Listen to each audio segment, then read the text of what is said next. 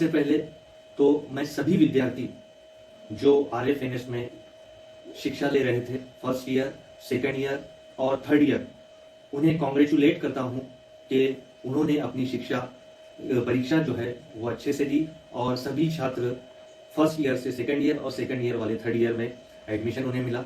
उन्होंने काफ़ी अच्छी मेहनत की, उनके लिए मैं उन्हें कॉन्ग्रेचुलेट करता हूँ। दूसरी बात, कॉलेज जो है उसकी एडमिशन प्रोसेस शुरू हो चुकी है। ये फिर से मैं एक बार रिपीट कर दूं और सूचित कर दूं कि ये वीडियो सिर्फ उन छात्रों के लिए है जो आरएफएनएस सीनियर साइंस कॉलेज अक्कलकुआ में शिक्षा लेते हैं या वहाँ पे बीएससी में एडमिशन लेना चाहते हैं। और ये माहिती मैं सेकंड ईयर के विद्यार्थियों के लिए खास तौर पर बता रहा हूँ। पहले तो जो विद्यार्थी 12th साइंस पास हो चुके हैं वो फर्स्ट ईयर बीएससी में आरएफएनएस सीनियर साइंस कॉलेज में हम यानी कि हमारी कॉलेज में एडमिशन ले सकते हैं। एडमिशन प्रोसेस स्टार्ट हो चुकी है और उसके गूगल फॉर्म और विद्यापीठ के जो एडमिशन फॉर्म है उसकी लिंक ओपन हो चुकी है।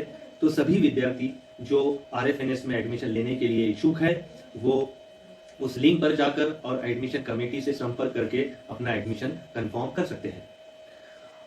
और सेकंड ईयर के विद्यार्थी, फर्स्ट ईयर और थर्ड ईयर के विद्यार्थियों के लिए ऐसे कुछ खास सूचना नहीं है। वो कॉलेज में आए, फॉर्म ले, ऑनलाइन फॉर्म भरे और अपना एडमिशन जो है वो निश्चित करें। हमें एडमिशन के वक्त फॉर्म चेक करते समय बहुत सारी दुविधाओं का सामना करना पड़ा, इसलिए ये वीडियो हमें बनाना पड़ रहा है। जो विद्यार्थी आरएफएनएस में फर्स्ट ईयर पास हो चुके हैं, ये उन विद्यार्थियों के लिए वीडियो है। फर्स्ट ईयर में जो प्रिंसिपल सब्जेक्ट्स होते हैं, जो साइंस के मेन सब्जेक्ट होते हैं, जैसे कि आपने ज़ूलॉजी, बॉटनी, केमिस्ट्री और ज्योग्राफी, इस विषय से फर्स्ट ईयर आपका कंप्लीट किया है। और इसके साथ आपको इन्वायरमेंटल साइंस होगा और मराठी या अंग्रेजी, ये दोनों में से कोई एक विषय होगा जो फर्स्ट ईयर में आपने किया है। पर जो साइंस के सब्जेक्ट है वो फर्स्ट ईयर में आपको 4 सब्जेक्ट थे। 4 में से जब आप सेकंड ईयर में एडमिशन लेते हो तो एक विषय जो है वो आपका कम हो जाता है, एक विषय आपको छोड़ना पड़ता है। ये विद्यापीठ का नियम है। तो जैसे फर्स्ट ईयर में आपका ज्योग्राफी, केमिस्ट्री, बॉटनी और ज़ूलॉजी था, तो सेकंड ईयर में आपको 4 में से 2 सब्जेक्ट तो रहेंगे ही और कोई एक सब्जेक्ट आपको छोड़ना रहेगा। तो हमारे कॉलेज में ज़ूलॉजी और ज्योग्राफी, इस विषय में से कोई एक विषय आपको चुनना होता है। तो जब भी आप सेकंड ईयर बीएससी का फॉर्म भरेंगे हमारे कॉलेज का, तो आपको फॉर्म भरते वक्त इस बात का ध्यान रखना है कि आपके पहले 2 सब्जेक्ट जो है केमिस्ट्री और बॉटनी, उसके बाद जो तीसरा ऑप्शन आपका रहेगा, एक तो आप ज्योग्राफी लिखे या ज़ूलॉजी लिखे। ये दोनों में से कोई एक सब्जेक्ट आपको जो है फॉर्म में फिल करना रहेगा। और विद्यापीठ का फॉर्म भरते वक्त, यूनिवर्सिटी का फॉर्म भरते वक्त जिसकी लिंक आपको पहले से दी हुई है, उसमें भी फॉर्म भरते वक्त इस बात का ध्यान रखें कि पहला सब्जेक्ट आपका केमिस्ट्री, दूसरा बॉटनी, तीसरा ज़ूलॉजी या ज्योग्राफी, ये दोनों में से कोई एक आपको चुनना रहेगा।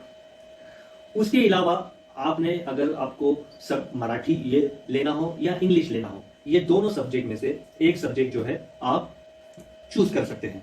ये आपके ऊपर निर्भर है। और आप जो भी सब्जेक्ट चूज करेंगे, जैसे आपने मराठी चूज किया तो वो सेकंड ईयर के फर्स्ट सेमेस्टर में भी वही रहेगा और सेकंड सेमेस्टर में भी वही रहेगा। मगर जो मेन साइंस के सब्जेक्ट है उसमें से आप जो फर्स्ट ईयर में आपके सब्जेक्ट थे उसमें से सिर्फ 3 ही सब्जेक्ट आपको सेकंड ईयर में लेना है। तो सेकंड ईयर में ज़ूलॉजी और ज्योग्राफी में से कोई एक विषय आप फाइनल करें।